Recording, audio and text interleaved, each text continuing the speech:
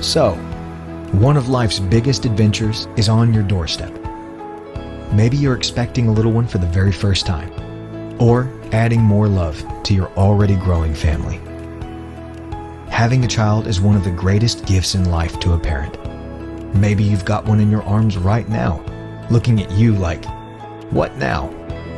That's probably what you're thinking too. And whether you know it or not, the answer is right there in your heart. You're a parent, and that was meant to be. It's a step at a time from here, and your child will grow up with your love and care.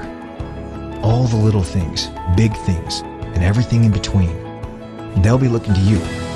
While the big world is out there waiting for you to guide them, this program is intended to help you with one subject alone on that journey: sleep.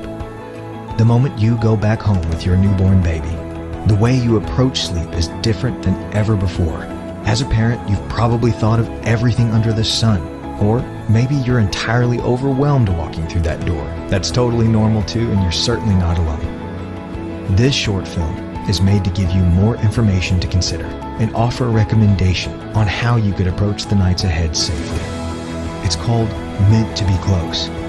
Conversations with real parents, professionals, and a group focused entirely on getting to the bottom of what causes preventable sudden infant death. With all the little and big choices ahead of you as a parent, let this program encourage you to know as much as you can, and let your heart tell you the rest.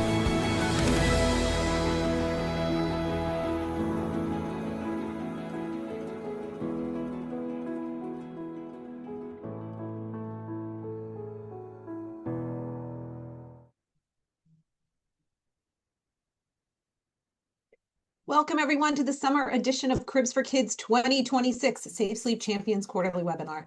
I'm Devin George with my colleagues Andrea Wilson, Kelly James, and Shayla Grady running the show behind the scenes.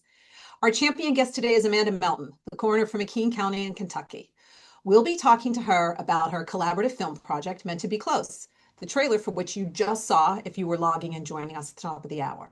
And today we're talking all about collaboration, the kind that led to Coroner Melton's unique Meant to Be Close film project discussing infant safe sleep, and the kind of collaboration at Cribs for Kids that's the foundation of everything we can do thanks to our warehouse team. First, as always, a little housekeeping. If you're joining live, your mic is muted, your camera's off. Chat and Q&A are both available though. Chat is for messages to our staff, and Q&A is for the guests of Cribs for Kids and staff questions. So if you've got a question, you're going to go ahead and put it in there.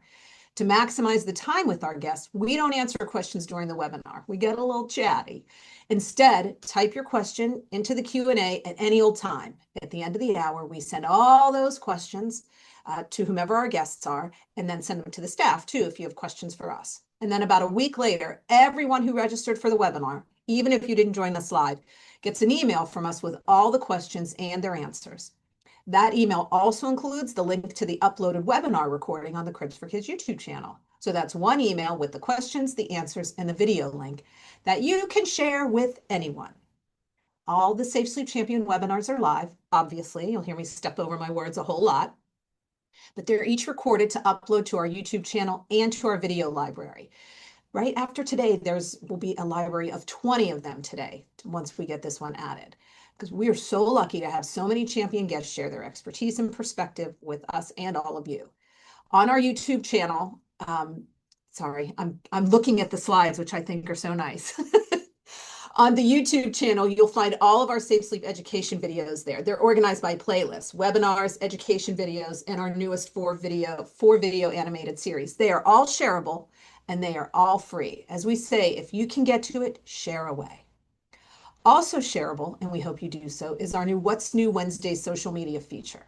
With What's New Wednesday, we share the most current safe sleep news on our Facebook, Instagram, TikTok, and LinkedIn pages. It might be new resources, it might be updated data, there might be a product issue, and it's all in real time. This doesn't replace our targeted newsletters that go out to partners, hospitals, or first responders for kind of regular updates, a deeper dive, and it certainly doesn't replace our webinars. You'll still get all of those. So quick, give us a follow. If you're watching this on your laptop or your computer, grab your phone and give us a follow on any social platform or all of them. And you can skim through our first rounds of weekly posts and look for What's New Wednesday graphic, or listen for the little jingle, which I hear in my head all the time. in your feed to learn about new tools and trainings, like our new first responders 30-second assessment tool that we just released this week on yesterday's What's New Wednesday, and our new doula professional training module that's coming out in August. And you'll get up to the minute information on our national conference that's this fall. So hurry up, go click. I'll give you a second. Ready? So talking about our conference is the perfect segue, you'd think I planned it that way, to our topic of collaboration. Our 9th National Infant Safe Sleep Conference is built on collaboration among communities and like-minded advocates, with this year's theme, Rooted in Evidence, Branching into Action. I could talk all hour see, live, that's for our Canadian friends. I could talk all hour about who we have joining us, like our keynote speaker, Jen Hamilton, and some of our Safe Sleep Champion webinar guests, like Drs. Quillen and Lowell, Mara and Sam Hankey, Danny Morin, Laura Kirshner from Consumer Reports, the docs behind the AAP Safe Sleep recommendations, all in person, plus so many community members that do this work in their areas. So you can see that all because the conference agenda is posted. Sponsor and exhibitor packages are available. Registration and hotel reservations are open. We're going to be in beautiful downtown Pittsburgh, right at the point. But one evening of the conference, Thursday night, we're going to welcome conference goers to visit Cribs for Kids headquarters. It's where I am right now and where our warehouse is located. And it is the keystone of our organization. I'm waiting for the picture of our warehouse to come up. There, that's where I am right now. Ta-da! So we have a team of 7 full-time distribution fulfillment members, plus some seasonal assistants, along with folks in billing and receivables to ensure that your partner orders are pooled, packaged, shipped, received, billed, and collected efficiently and accurately, because it's your orders that fund our programs and resources. And for that, we thank you so much. So the work of this team is the engine that powers our agency. There are others involved, sure, like we have marketing partners and product suppliers, people on our team who manage our e-catalog and our partner application process. They're on this webinar now. And they keep our online platform humming, organizing our volunteers. It's a small team and we do a lot. But for today, we are featuring the team that quietly powers so much of our shared mission to help babies sleep safely, the distribution fulfillment team in our warehouse. Every Cribette, every Safe Sleep survival kit or education resource that reaches your agency, hospital, or first responder station or a family's home gets there because of this team. It's a true collaborative from our warehouse to baby's house partnership. Take a look.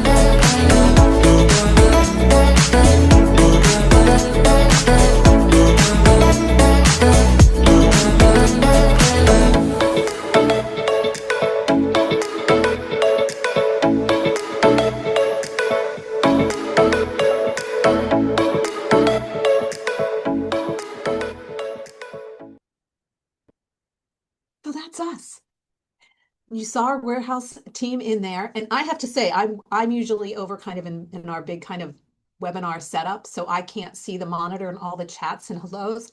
I love watching this. Hi, everybody. So, okay, our warehouse and logistics teams say, we don't just ship stuff. They sure don't. They procure, receive, store, assemble, and distribute the products that support safe sleep and infant health initiatives across the country. Their work behind the scenes mean that when you place an order, the right item arrives when they're needed, where they're needed, on time, and ready to use for your families. So to give you a sense of the scale, and I have to say, I loved learning this, and a shout out to Leah for educating me on this. So let me give you a sense of the scale that comes out of the building that you see. We operate from a 17,000 square foot warehouse here in Pittsburgh in the neighborhood of Hazelwood. We have another 10,000 square foot warehouse also in Pittsburgh with our logistics partner, US Cargo. Every year, the team that you saw in the video ships about 600,000 packages via ground and distributes, get this, over 100,000 pallets through our freight carriers to all 50 states and sometimes beyond. This team also coordinates the assembly of thousands of Safe Sleep survival kits and the baby shower in a box through our volunteer outreach. And all this is done with one shared goal that we all have together here, right? Being sure that families and partners have the tools needed to help babies sleep safely to prevent suffocation and reduce SIDS risks.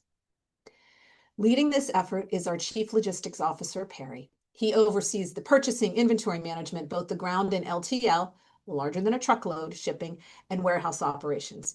Perry is supported by the team you see here, and I'm happy to introduce you to them, starting with Tom, who's our procurement and sales coordinator.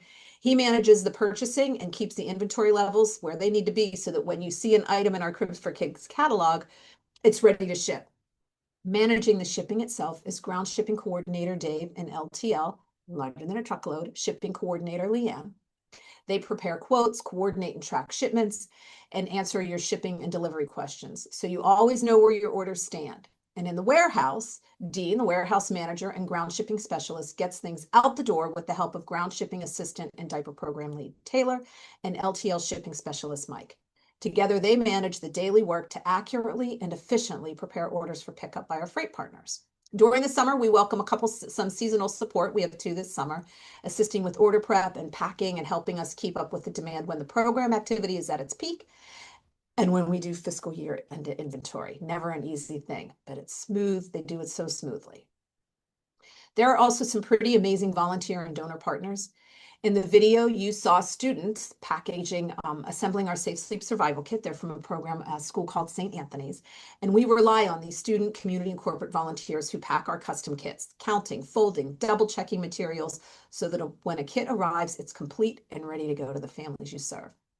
And when it's time for those orders to hit the road, we use the service that best meets the size and destination of the delivery for the best value.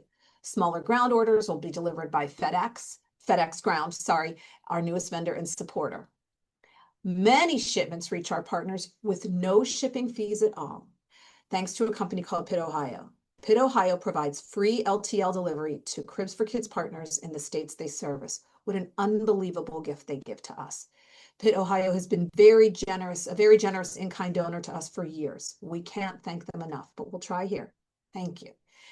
If your shipment isn't in Pitt, Ohio's service area, your delivery is going to arrive via the LTL carrier that Leanne, who I think I called Leah before. I don't know. Look, it's live. I told you that Leanne determines is most cost effective and appropriate.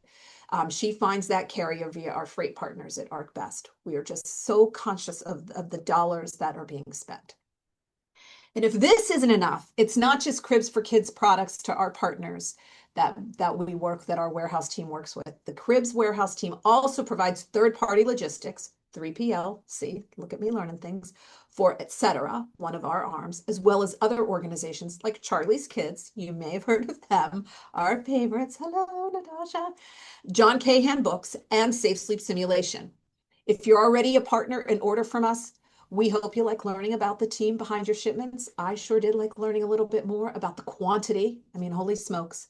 If you aren't a partner and don't order from us, we hope you'll consider it, right? Because when you choose to purchase from Cribs for Kids, you're not just placing an order. You're helping to sustain the program, resources, and materials that keep our babies waking from every sleep. It is a true demonstration of collaboration. You as our partners doing the work in our communities, sharing with us the resources you'd like us to provide in our warehouse and billing team, ensuring all those orders are received, billed, delivered, and customer service provided. So we not only continue to develop tools and resources and opportunities, but be sure that babies have a safe, separate sleep space, reminding parents and loved ones of how to prevent suffocation and reduce SIDS risk. So that's that. It's a lot, right? What I just shared with you is our national collaboration. Partners across the country were connecting through Cribs for Kids. But for now, we're going to switch to talk about a community collaboration and welcome our Safe Sleep champion guest, Amanda Melton, coroner from McCracken County in Kentucky. And guess what? Neighbor to our Cribs for Kids teammate, Spencer Poston's brother. We didn't know that until about a week ago. Wild, right? Small world. You can read about Amanda on our website. We like to save as much time as possible for conversation. So we're going to have her introduce herself with this promo that's part of her wonderful Meant to Be Close film and campaign.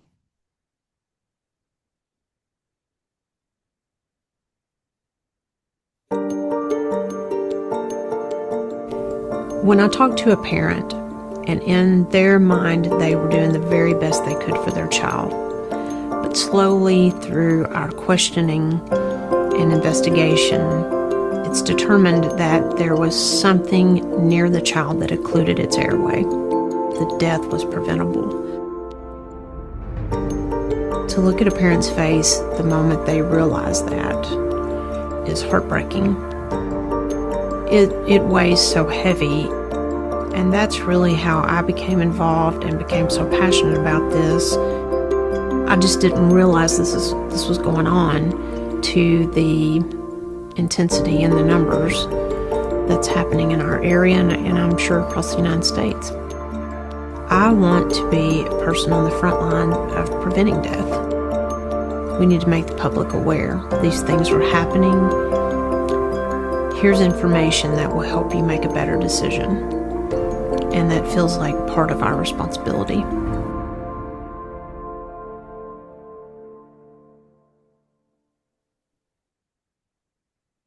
I mean, that is just so great. Look, I get all like emotional with this stuff. So welcome, Amanda. Fair warning. We gave this same warning when we had Maura and Danny on. We've got a couple of very talkative people on your screen right now, and we're going to have a conversation. There's a lot to say, and we have kind of a guide for the conversation, but our enthusiasm and passion for this might get away with us. So we might get off course, but let's start at the beginning at least, right? So hi, Amanda. Hi, Devin. Let's start with you sharing with everybody how you became the coroner, because it's different all across the country. So whether coroner or medical examiner and your background and what led you to this job, and it's a job that not a lot of people line up for. So go ahead and let her rip. Thank you. Thank you so much. So I grew up in a small town in Tennessee, and my mom owned one of two, they're called beauty shops, not salons, in Tennessee. And of course, she would have some of her clientele who would die. We ended up at the funeral home quite often. And I just became incredibly intrigued by the funeral director embalmer aspect of, small town funeral homes. So I ended up going to college at SIU Carbondale, became a Kentucky licensed funeral director and embalmer, and enjoyed that career for around 25 years. It was a fantastic opportunity that eventually led me into running for coroner.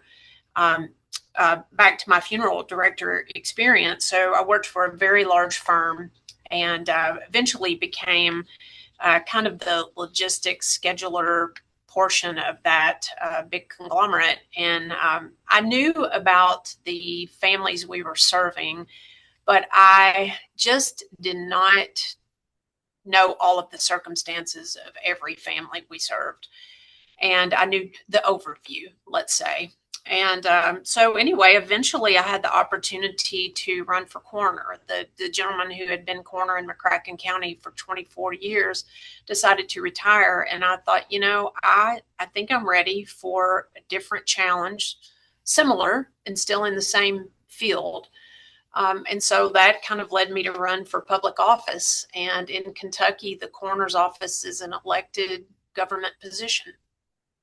Yeah. So yay for transitions. That's good. Changes are good. And you came into this job, even as an elected office, with a lot of experience, right? And that's not always the case with an elective office. So your role, a couple decades, funeral director, pretty solid foundation, but Right. different from a coroner. And you came to realize that pretty quickly, that the funeral director and the coroner is a bit of a different role. Yes, I thought I had a very, very good grip on what the role of coroner meant, and I did.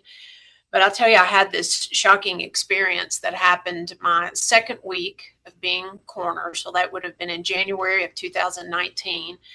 I got an invitation to meet with the state team leader of the Child Fatality Review team at the health department. And I had no idea why a state director was calling me to the health department. I thought, am I already not doing something correctly? That's kind of how my mind thinks. Well, anyway, I showed up that day and I met with the most lovely person who explained to me that a child fatality review team needs to be established in each county. And the only person who can really do that is the coroner, because the coroner has access to all of the deaths that are happening in the county. And the coroner has the responsibility to set that team into motion. In that conversation, she handed me a duffel bag, and in the duffel bag was the scene reenactment doll, a camera, all of the forms I was supposed to fill out, and a list of child deaths that she knew had happened in our county that she did not have enough information on. So she asked me to start researching those. And it was kind of at that moment that I realized, okay, I have a big, huge task in front of me. And she asked me to assemble a child fatality review team for our county. So and so you went on that quest, but before that, you had mentioned before that even though you were a funeral director and you would see these babies come through, you didn't realize how often this was happening too. So she handed you a couple of deaths, right? Yeah. She handed me a list of a few deaths that she needed more information on. And eventually, through my assembling of the team and our first few meetings, we realized that these type deaths were happening very frequently in our county. And it was kind of a startling moment for all of us. Yeah, that risk perception we know is one of the biggest barriers. These babies are dying. We don't talk about it. We don't know about it. People don't change their practice. Clinicians don't change how they educate. So anyway, but tell us about how you're like, okay, so a child fatality review team. Sure. Yeah, I How did asked you the do state. that? I know. I asked the state director. Can you give me some idea what type disciplines I need on the team? And she starts mentioning, the ones that she thought would be beneficial. And I said, I know someone in every single one of those fields. So I came back to my office and I called people and I said to them, hey, you know what my new career is. And I am going to ask you to become involved in something that's going to push every button you have. It's going to challenge all of us, but I need you. And here's what it is. And I explained that we would meet at least twice a year. We would review all of the deaths for anyone under the age of 18 that had either originated in our county or the death had occurred in our county. And we would assemble a multidiscipline team. And we also had to come into that with a fairly strong ability to accept a little bit of criticism if our particular agency had not investigated thoroughly. And believe it or not, every single one of them said, I'm in. I believe in this. And to date, they still show up, and I have all of their attention. And we dive into these cases with everything we have. Yeah, again, not a request that a lot of people would say, sure, I'll do this, because they are tough tough reviews to go through, but that's where this collaboration begins, right? This is all about collaboration. You brought so many people together with a shared mission, but their own perspective, unique expertise. So with this dream team, as I heard you call them, as you reviewing these infant deaths, when you and I were talking, you said that you came to see a common denominator, and then also through that collaboration discovered that you might have a resource to look to. So Yeah, so as we're discussing these cases, I found the words traumatic asphyxia and positional asphyxia either coming out of my mouth or the medical examiner's determination of death. And within the first 2 years of being coroner, my recollection is that we had 8 within our county. And it was one of those, I like to be prepared for all kinds of things. I'm the person who thinks about plan A, B, and C. But that was something that really caught me off guard. I just did not know that those type deaths were happening that often. And when I reflect back to how many years I was in the funeral home, again, I knew that we had infants through I think we had 5 locations at the time. I knew we had infants that we were trying to coordinate with their family and all those things. But my job was to pull it away to know the details. And, but when I became coroner, of course, I not only knew the details, I investigated many of those on the front line. Yeah, right. Makes it very, very different, right? And I think we'll talk about that in a minute. I'm going to try and keep us on track, but no promises, everybody. So besides the cause of death, the asphyxiation, right? You also, when you talked to the families, it seemed like there was a common denominator for those families, which was fatigue, you mentioned. Yes. And when you take this back to your dream team and how often this is happening, you're compelled, right? You're like, I have to do something, because you talked about when we talked initially how, well, the role of coroner is more twofold for you, because it's not just reviewing the deaths, it's also preventing the deaths. So how did that conversation go with the dream team? Yeah. And, I think it's worth mentioning too, that if you can't contrast the role of funeral director with coroner, usually when we met with families as a funeral director, the incident had happened maybe a day or 2 prior to the family coming into the funeral home. So they had a little bit of time to at least begin to accept what had happened. We usually didn't know the details of the investigation when we were, on the funeral home aspect of it. But of course, being coroner is so incredibly different, because I am right involved immediately with the investigation. I'm talking to those families at the moment that they have not begun to accept what happened. They just don't know. They're scared, they're stressed, and I'm the person, along with the detective typically, who's asking the really hard questions.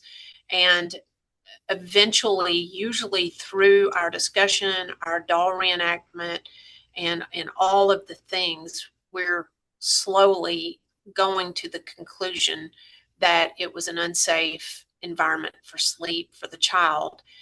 And of course, looking at the adult caregiver, whoever it might be at that time, looking at their face as they're beginning to realize that is devastating. And it was a devastating moment for me as well, to be kind of leading that discussion and us all kind of come to the conclusion at the same time.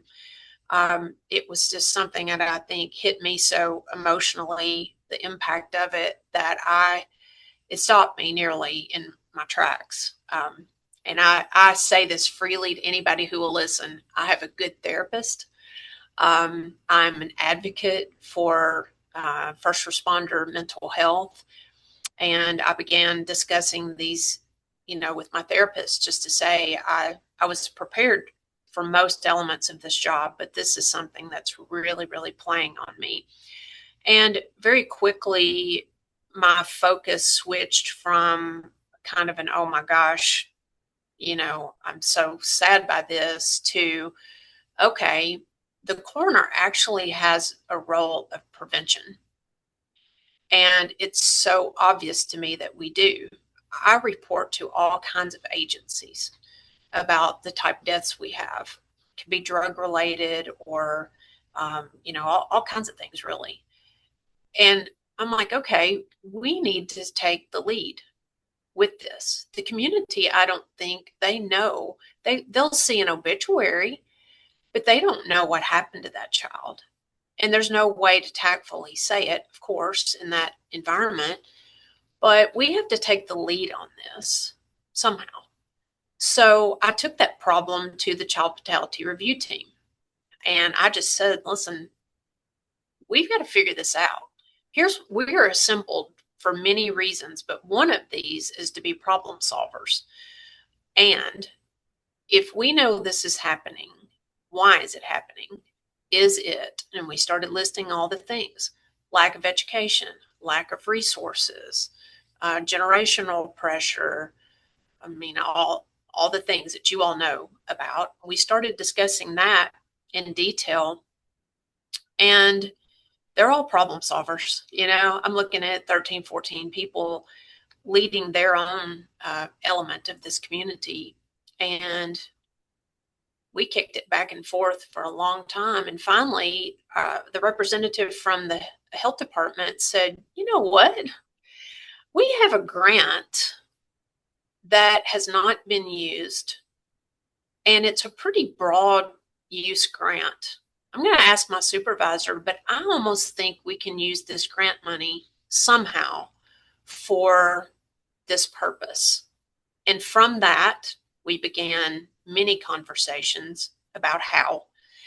And we did some research, and we could not find any campaigns with film, documentary style kind of, that had been done that really talked about safe sleep from as many aspects as we wanted it to cover. So we started in at that moment with this project. And it is so fabulous because so all of that collaboration, right, with that team and looking at available resources and seeing what was there and saying, okay, here's a gap we can fill. And then you went and, luckily found that bit of a lottery ticket, but, you've done this work and you're making this available to everybody. So, and you never know where there's buried money, and having all those people at the same table helps to discover that, right? And then when you went to the filmmakers, that started a whole nother kind of collaboration, right? Right. So I also knew this husband-wife team who had just been doing some amazing campaign work. And it could be anything from a restaurant to a nonprofit. And I had just really admired their work. I'd met them on a couple of occasions, and I asked them to come to my office. And, I started the same conversation with them as I did with members of the CFR team. I said, I have a project that I want to talk to you about, and I think it's going to be a really challenging project, but I believe in it, and here's what it is. And I started explaining the situation. And I said, I don't know if you do these type of educational videos. And immediately they both, they were tearful, actually. They didn't know that this was an ongoing issue at all. And coincidentally, they were planning a family at that same time. So they were 100% buy-in right from the start. And what was interesting about that was it was a type project, like an educational project they'd never done before, but they felt up to the task. And my role in it was basically to say to them, I will not micromanage you in any kind of way. I know you know what you're doing, but I want to talk to you about just the general tone that I want these videos to take. I do not have children, so I do not in any way want to be the authority on what it's like to raise a child, what fatigue feels like, what it feels like to be a single parent. I'm not the authority on that at all. I want my role to be from the investigative standpoint. So my challenge to you is to find the right people who can speak to this, maybe even manufacturers. You can take as many roads with it as you want.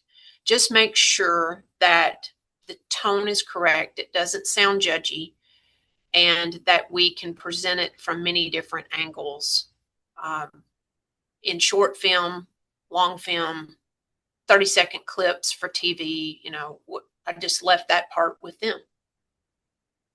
Yeah, it is really just so innovative. And I don't think, can you see the chats that are coming up and the positive comments and things? No. Yeah, it's really, I'm getting all goose pimply here. So I think that the way that you're doing that, right, is, understanding that families are doing the best they can, that these babies who are in these reports that you're reviewing or on, that these are babies who are being loved and cared for. These are not babies who are being neglected and abused, and how you help parents give them all of the information so that they continue to make the best decisions.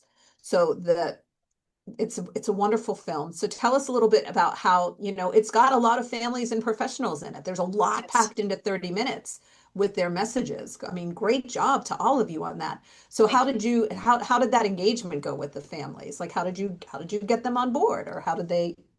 When I turned this over to Josh and Samantha, they just started using their resources, much like I had done, to find the CFR team members. And it was important to all of us that we show diversity.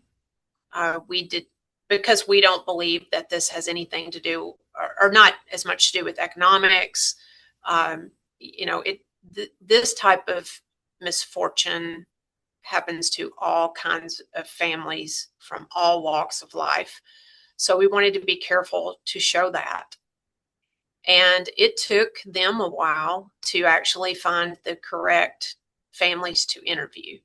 And again, we did not put any pressure on them. We did not say this has to be completed in 6 months. And so actually it took around 2 years, even to interview the medical examiner, who was on board 100%, but even to find the time to thoroughly interview him was a challenge. So then you have families who we want to interview, and we had to, find the time to get in with them, and just the right angle. What did they have to offer to the film? And anyway, start to finish around 2 years for completion. There's not a single finger wag in that film or any of its element. And those parents and the babies and the kiddos are so sweet. I did get a little like PTSD, parent of an infant exhausted, as the one parent was passing them back and forth to the other parents in the filming of it. But that is so accurate and so engaging. And it's not just this 30-minute film that we showed the trailer for, and then we showed your film. There are lots of other elements to this campaign. I think the slide will start to scroll and show you what those are. So what else is in there? And that speaks to some of the time that it took. And what you're seeing here is the landing page of this. So go ahead and tell us about what's in there. Well, we even struggled with, how do we get this message out? How do we do that? We had specific meetings. We had kind of assembled a team that directly was involved in this project. And I'm no social media guru. I don't know how these things work. As a matter of fact, Devin, when you said you found us because you got some type of notification that a Safe Sleep thing was happening in Marshall County, Kentucky, I felt myself say, now what now? How are you in Pittsburgh and you know what we're doing in Marshall County, in McCracken County? That was a mystery to me. So I needed somebody to help us figure out how do we accomplish what we want to accomplish with these educational segments. We did not ever want these to be protected. So, you don't have to call me and say, can I use this clip? The production company, they want it spread far and wide. Whoever wants to use it, whatever clip, for whatever reason, that's why it's on a public forum. But again, how do we get the message out? How do we do this? And again, my contact at the health department said, I think on our website here, we can just put a tab where we have car seat safety and, formula advice and vaccines and all of those things. Why don't we just start a tab on the health department site? We'll call it a landing page, and we'll put all of the videos on there. And then we'll have a QR code, and any place we go to speak, they can scan the QR code. It'll take them directly to this. Everything's on there. Take it, use it. And it's effortless on our part at this point. A lot of work went into it, but this was exactly what we wanted. We want anybody to use it anywhere for any purpose. Yeah. So how I found out about it, and immediately I'm like trying to find Amanda and the filmmakers, is I have a Google Alert set up. Maybe a lot of you on this call do, and it's set up for obviously for Cribs for Kids and SIDS and SUID and Infant Safe Sleep, so that when something happens, and what I got was in my Google Alert, right? You can set it up to come every week if you don't want it every day, but this is all I do, so mine comes every day. And it said there was a film being shown, and I'm like, a film being shown, and clicked through, and there it was. And I lost my afternoon to it. I don't know if there are people who were on this webinar who were on a meeting that I sadly logged into right after I found the page on it, and was like, wait till you guys see what is happening in Kentucky. And so started spreading the word then, and you so graciously took the call and are so graciously here with us today.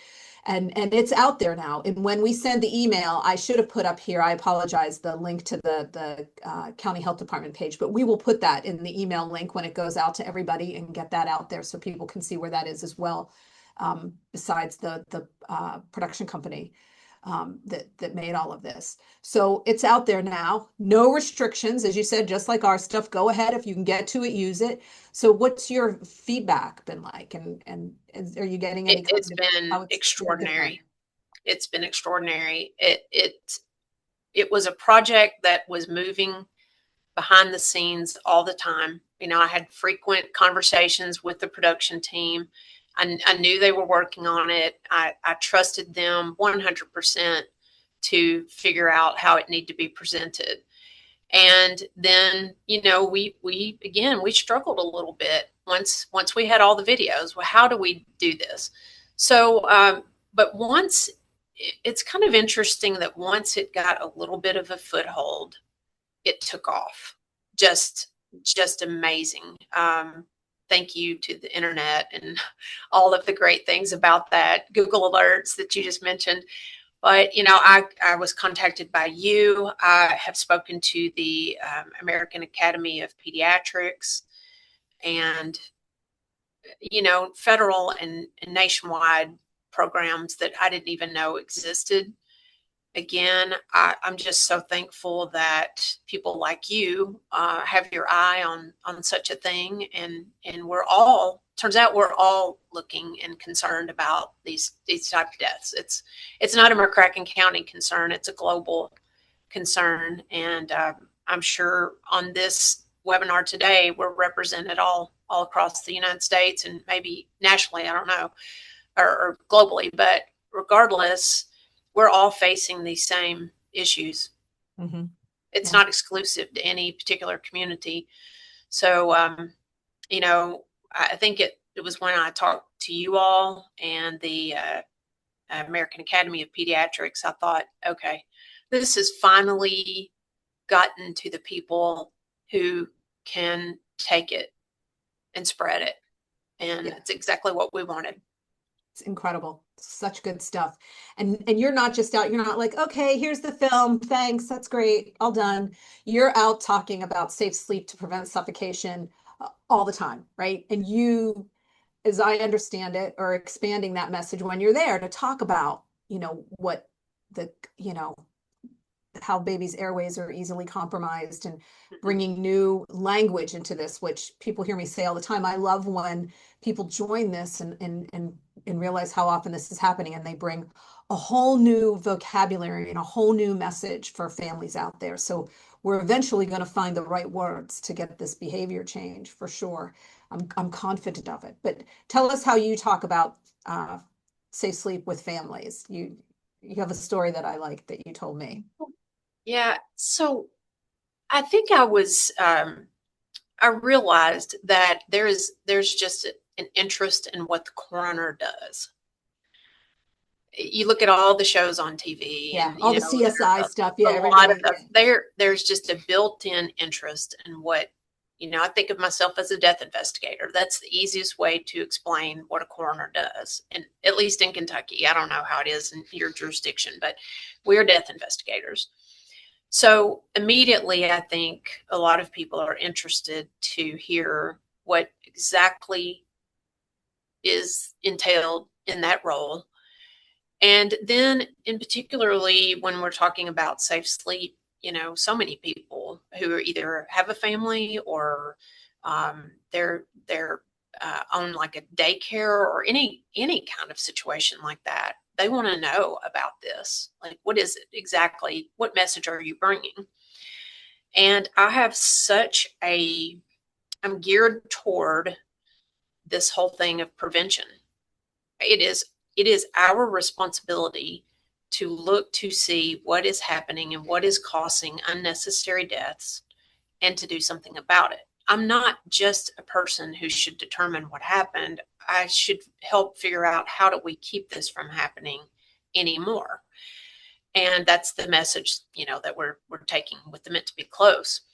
But when I go in front of some type of assembled group, and I like to give the example of, and I'll put a picture up on the screen.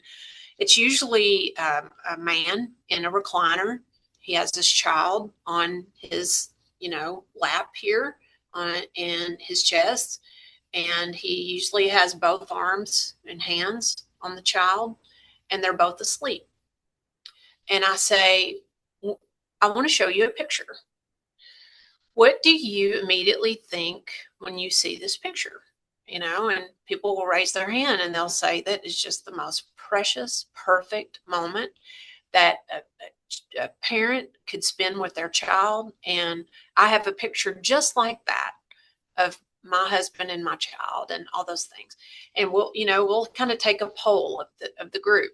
And almost everybody says they find that to be the most beautiful picture. And then I say, sometimes this is why I'm no fun to be around, because when I look at this, I start to panic. I really do. I start to panic. And here's why. I've seen this go wrong. And here's why. That child is defenseless. That child cannot lift its head. It cannot reposition its mouth. It is tiny. It is not fully formed in any way. And you take the weight of the adult man's arm, 2 arms, and then he falls asleep. So there's nothing there except weight pressing on the back of that child into his chest area. And that's the way I look at that. And that is an example of an unsafe sleep situation. That looks innocent, but it's also very dangerous. And then I go from there and we talk about fatigue. Fatigue is the common denominator in every death I've investigated of a small child. Fatigue is probably number 1. And you can look at their faces and tell that they have just reached a point where they could no longer go another step without rest. And their solution at the time was to bring the child into usually the adult bed. And then eventually, they fell asleep. So you have bedding, you have pets, you have toys, and then just the adult that's in there as well, the pressure of them. They lose, when they fall asleep, they do not have control of their body anymore. So it could be that they just slightly turn toward the child any repositioning, is incredibly dangerous. And we just walk all the way through that. And I think it makes them very conscientious of the dangers of having a child that small in your care. Yeah, you work so hard to get this baby here, and it's just, it's a short period of time, that we need to do this. I mean, there's so many things that you say when you say I'm no fun to be around. I'm definitely no fun to be around as well. And even on social media, I don't mind putting underneath. I'm like, oh, your baby's beautiful. Quick note that having that blanket and that bassinet is a suffocation risk. Quick note that, and then the parents that come by and say, I wake up when my baby moves. And how do you know you're asleep? You don't know. Nobody does this on purpose. Babies have been sleeping with their parents since the dawn of time. Correct. That's absolutely correct. And babies have suffocated since the dawn of time. You remind people that the King Solomon story, right, with the wall cut the baby in half, started with the baby that mom overlaid on and took the other woman's baby while they were sleeping. I mean, that's how old this story is. And we have a way to, we just need to do better by our parents and offer them the best information, as you said. Right. And infants suffocate alone on an adult bed. So those beds are too soft. So, and they talk about, the Safe Sleep 7 and a way to do it, but not if you're impaired, right? Well, exhaustion mimics impairment. So that just makes the whole thing fall apart. And we're all working towards the same thing. Your new language to this is so wonderful. Your tool is so wonderful. The varied ways they can use it. It is such important information to share. And as I said, it's not forever, right? It's that really critical first 4 months. And then you build some great habits. Baby is still at risk, but you've built some habits. So the rest of the year comes a little bit easier. And so good. And honest. Devin, in some of my investigations too, it's been revealed that there was, I call it generational pressure. But, if you've got a mother, grandmother who, when they raised their children slept with them in the adult bed, and they say, look, I did it this way and you turned out fine. Mhm. Everything's fine. Don't worry about it. This is what people do. Mhm. And especially, I think if you're a young parent and you have that type of influence and you're being told that it's fine, this is much ado about nothing. Right. And many times they've basically told me that they almost knew better, but fell into that pressure from the people who influence them. Yeah, and you're exhausted and you're asking for help. So when that help arrives and says, I'm going to do it this way, you're kind of like, all right, if that's the way it's going to work, that's the way it's going to work, because I can't do this by myself. Right. So I've used the analogy before that, sometimes people don't think they snore when they sleep.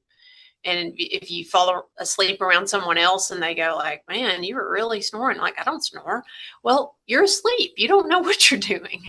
You don't know if you talk in your sleep. You don't know if you snore. So it takes.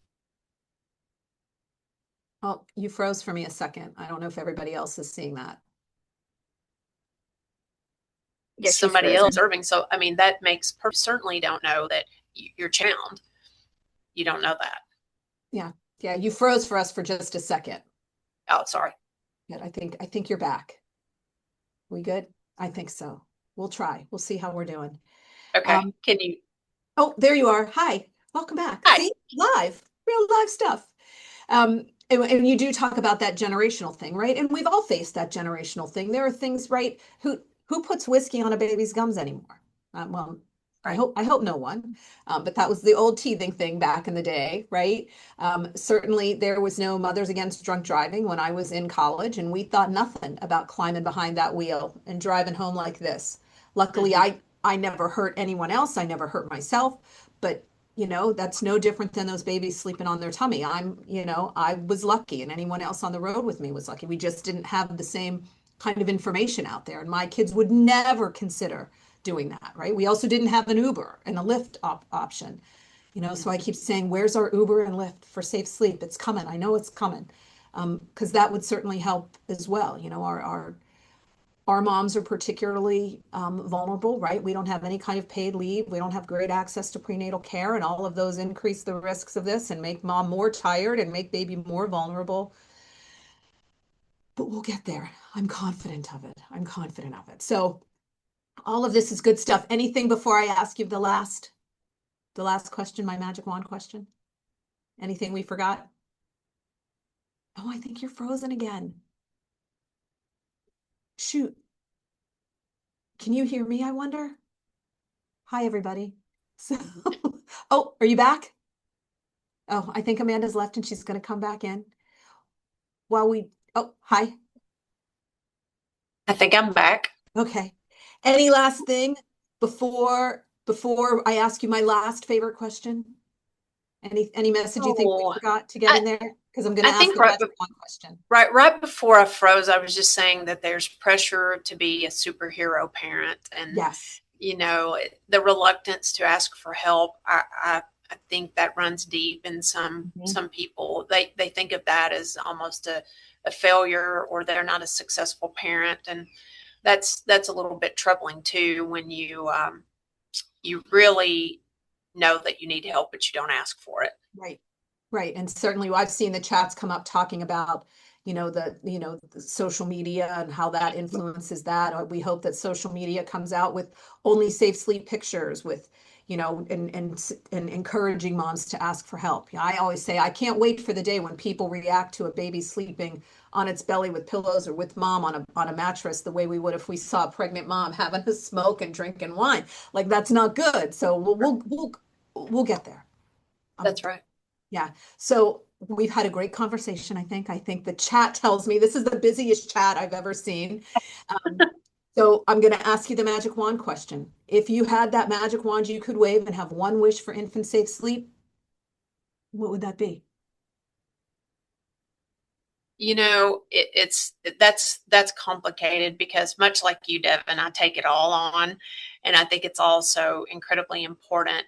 But I think for me, it would be to ask for help and assemble a team of people you trust. You know how they always say, build a community. We network, we need each other.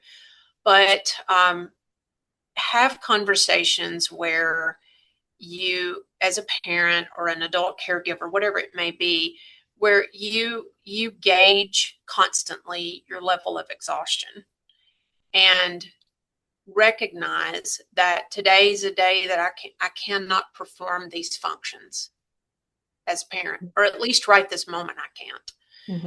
I have to have some sleep, and have people who understand that. Maybe they've been through that. They've walked in the shoes of being an exhausted parent, and they step right in to help you at that moment, so that the child's always in a safe environment, and the parent can go get some rest, however that may be, and come back more refreshed with a clearer mind. And everything would improve from that moment with a little bit of rest. I think that would be my magic wand. Have a community of people who don't judge you and step right in to help.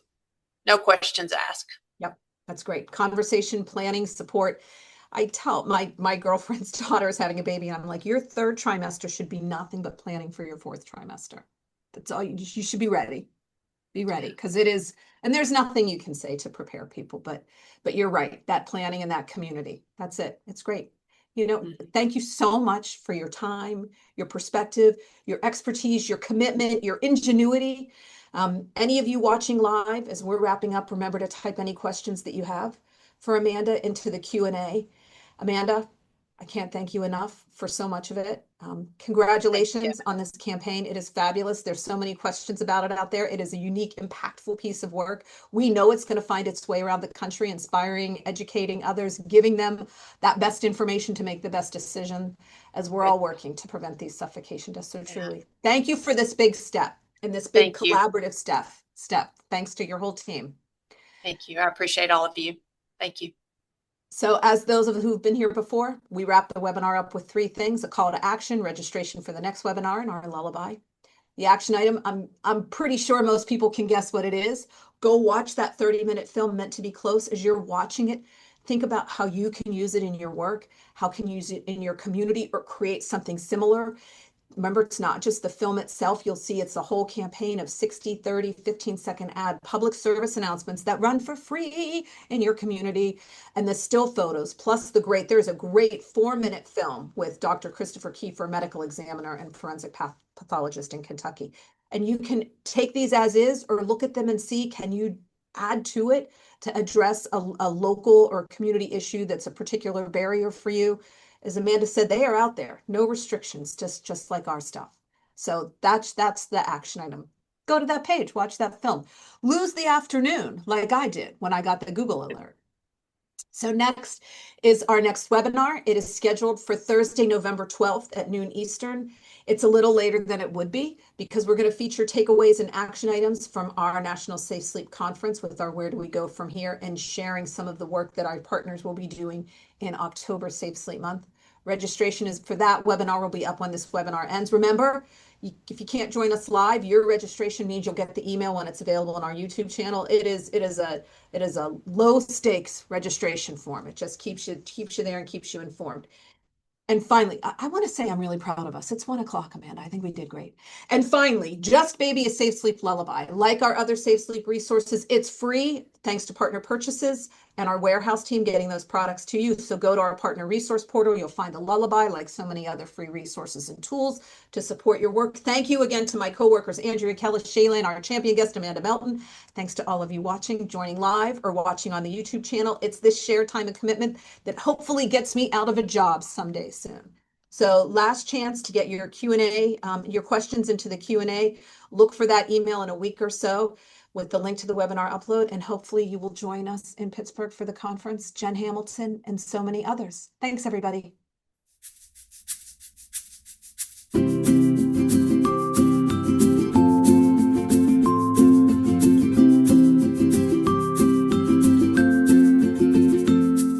Sleepy baby, sleeping safely in a little crib. Bassinet or play our naps. No pillows, blankets, no toys. Just baby. Sleep safe. Sleep safely. Sleep safe.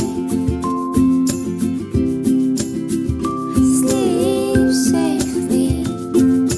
We share the room, but not the bed. Sleeping soundly on baby's back, all through the night or just for a nap. Just baby. Sleepy baby, sleeping safely in a little crib. Bassinet or play yard naps. No pillows, blankets, no toys. Just baby. Back to sleep and tummy to play. When baby's awake, make most of the day. And when it's time to fall asleep, through the night or just for a nap. Just baby.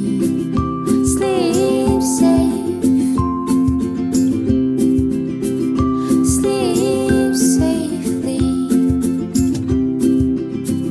Sleep safe. Sleep safely. Sleepy baby, sleeping safely in a little crib. Bassinet or play yard naps. No pillows, blankets, no toys. Just baby.